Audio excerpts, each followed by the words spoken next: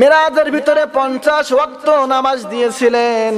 এই 50 ওয়াক্ত নামাজ নিয়ে যখন আমি আসতেছিলাম, হযরতে মুসা আলাইহিস সালাম, সাইয়্যিদনা মুসা আলাইহিস সালাম পয়গম্বরকে বলে, ও নবী, আল্লাহ আপনাকে কি উপহার দিলেন, কি হাদিয়া দিলেন? পয়গম্বর আমাদের নবী বলে, আমাকে আল্লাহ 50 ওয়াক্ত নামাজ দিয়েছেন। কয় ওয়াক্ত নামাজ? 50 ওয়াক্ত নামাজ দিলেন। হযরতে মুসা আলাইহিস সালাম আমাদের নবীকে বলে, ও নবী, আমি কিন্তু আপনার আগে দুনিয়ার ভিতরে এসে দাওয়াতি কাজ করেছি মাঠে ময়দানে, মান্না ওয়াস সালাওয়া। আমি জান্নাত থেকে আমার উম্মতদেরকে জান্নাত থেকে খাবার এনে খাওয়াইছি, তারপরেও তারা আল্লাহকে মানে নাই, নামাজ পড়ে নাই।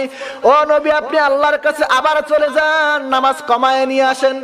পয়গম্বর চলে গেলেন, আল্লাহ রাব্বুল আমিন 5 ওয়াক্ত নামাজ কমায় দিলেন, 45 ওয়াক্ত নামাজ। মুসা আলাইহিস সালামের কাছে আবার আসলেন।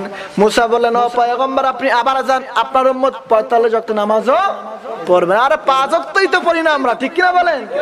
কেমনে 45 ওয়াক্ত মুসলমান? এবার হযরতে মুসা আলাইহিস সালাম নবীকে বলার সঙ্গে সঙ্গে নবীজি আবার চলে গেলেন আল্লাহর কাছে। আল্লাহকে বলেন, আল্লাহ আপনি কমায় দেন। এক এক করে করে নবীজিকে আল্লাহ রাব্বুল আমিন কমায় দিলেন, 5 ওয়াক্ত নামাজ নিয়ে আসলেন। মুসা আলাইহিস সালাম সেদিন বলেছিলেন, ও পয়গম্বর, আপনার উম্মত 5 ওয়াক্ত নামাজও পড়বে, পড়ে? জোরে বলেন, পড়ে? আমরা 5 ওয়াক্ত নামাজও পড়ি না। কিন্তু পয়গম্বর বলে, ও মুসা আলাইহিস সালাম, বারবার আল্লাহর কাছে যাইতে আমার লজ্জা লাগতেছে, আমি আর আল্লাহর কাছে যাইতে পারবো না। পয়গম্বর এই 5 ওয়াক্ত নামাজ নিয়ে আসলেন। আল্লাহ রাব্বুল আলামিনের পয়গম্বর বলেন, আমার কোন উম্মত যদি 5 ওয়াক্ত নামাজ ঠিকমতো আদায় করে, আমার আল্লাহ রাব্বুল আলামিন তার আমলনামায় 50 ওয়াক্ত নামাজের সওয়াব দিয়ে দিবেন। আরো জোরে বলি সুবহানাল্লাহ। তার নামাজ পড়া দরকার আছে না নাই মুসলমান? নামাজ পড়লে চেহারার ভিতরে নূর বাড়ায় দিবেন কে?